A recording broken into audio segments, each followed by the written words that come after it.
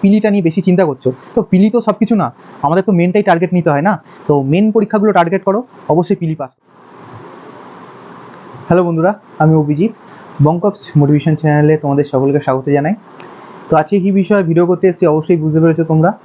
তো আমাদের যে কলকাতা পুলিশ সেপ্টেম্বর মাসে পরীক্ষা হওয়ার কথা ছিল 1 সেপ্টেম্বর, সেটা পিছিয়ে যাচ্ছে, সেটা কানাঘুষো আমরা সবাই শুনতে পাচ্ছি। তো কেন পিছিয়ে যাচ্ছে, কারণ কি?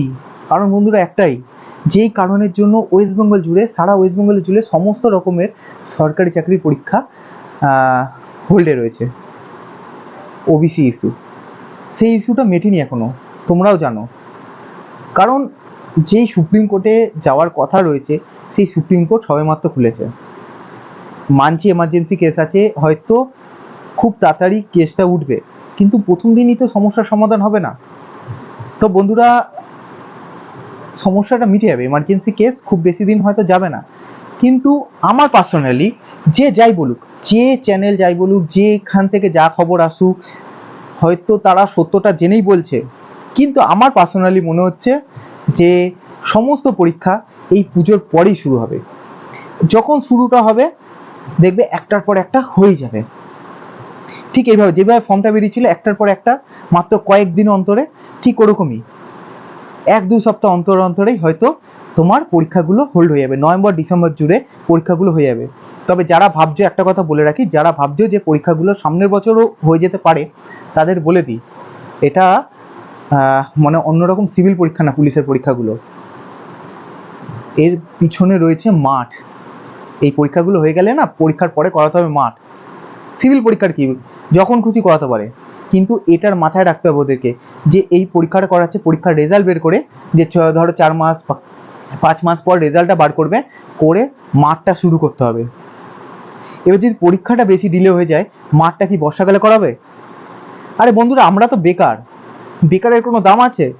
আর তোমার মনে হয় এই বেকার ছেলে মেয়েদের জন্য যে মাঠে জল জমবে, কাদা হবে, সেখানে বালি খরচা করবে বোর্ড? আমার তো পার্সোনালি মনে হয় না। তবে হ্যাঁ, একটা কথা মানতে হবে, যে যখন মাঠটা শুরু হবে আমাদের এই বছর, মানে এই পরীক্ষার, তখন কিন্তু একটু গ্রীষ্মকাল থাকবে, একটা কথা আগে থেকে বলে দিচ্ছি। এবং প্রচণ্ড পরিমাণে যে গরম, তার মানে ধরো হাইস্ট যেই টেম্পারেচার ওঠে, সেই টেম্পারেচারের আশেপাশে যখন টেম্পারেচার ঘোরাঘুরি করবে, তখনই আমাদের মাঠটা হবে, মানে ভালো গরমই মাঠটা হতে চলেছে। তো যাদের মাঠে প্রবলেম আছে, বলবো পড়াশোনার পাশাপাশি মাঠটাও ছেড়ো না, একদমই হাল ছেড়ে দিও না। অল্প কম বেশি একটু প্র্যাকটিস, রোজ না হোক সপ্তাহে কয়েকদিন গিয়ে ধরে রাখো।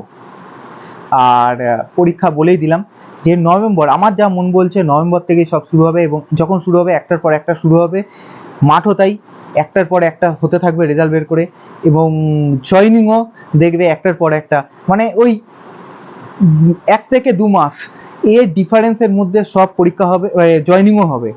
পরীক্ষা হয়তো 1 মাস 15 দিন এর মধ্যেই ঘোরাঘুরি করবে ডিফারেন্সে, এবং জয়নিংটাও দেখবে ঠিক ওরকমই।